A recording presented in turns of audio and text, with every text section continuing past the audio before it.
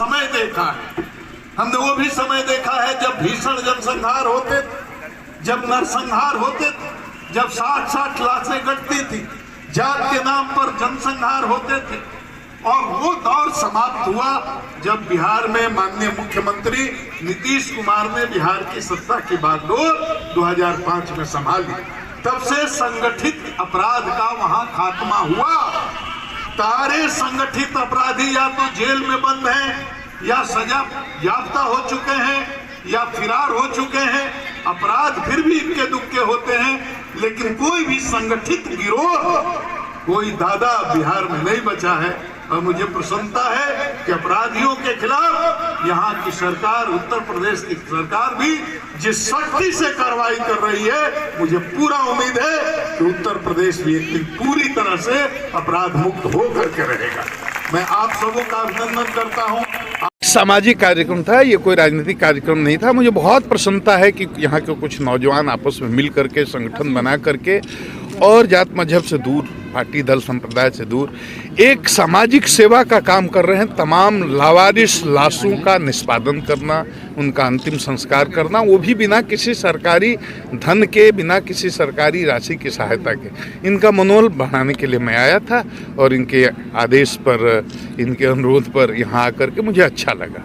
Sir, प्रदेश में जो अपराधियों के खिलाफ कार्रवाई चल रही है, ऐसे प्रदेश सरकार के इस कार्य को किस नजरिए से आप देखते हैं? देखिए, मैं हमेशा से एक प्रदेश का डीजीपी रहा हूं, बहुत महत्वपूर्ण प्रदेश का, आपका पड़ोसी प्रदेश बिहार जहां से मैं आता हूं।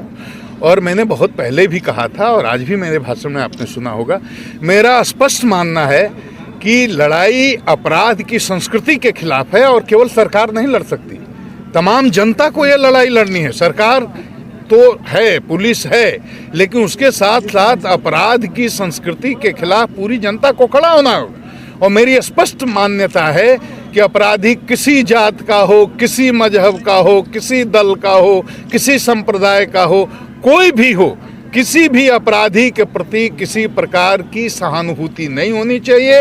अपराधी को किसी भी नाम पर, चाहे जात के नाम पर, दल के नाम पर, संप्रदाय के नाम पर, मजहब के नाम पर, जनता को समर्थन नहीं देना चाहिए। अगर अपराधी को जात के नाम पर, मजहब के नाम पर या दल के नाम पर आप समर्थन देंगे तो अपराधी की ताकत बढ़ती है, उसकी बार्गेनिंग कैपेसिटी बढ़ती है। और जितना ज़्यादा जन समर्थन उसको प्राप्त होगा, वो सरकार पर दबाव बनाने में कामयाब हो जाता है। वो बार्गेनिंग करने लगता है और फिर अपराध की संस्कृति पैदा होती है। इसलिए मैं मानता हूँ के लिए बहुत जाने जाते हैं। एक गरीब असहाय सहयोग संगठन के नाम से हम लोग गाजीपुर जनपद में विख्यात हैं। पिछले 6 वर्षों से गाजीपुर के समस्त थाना क्षेत्र से बरामद अज्ञात शव का पोस्टमार्टम कराने के बाद हम लोग अंतिम संस्कार करवाते हैं, जिस अवसर पर प्रत्येक वर्ष सामूहिक पिंडदान और श्राद्ध किया जाता है।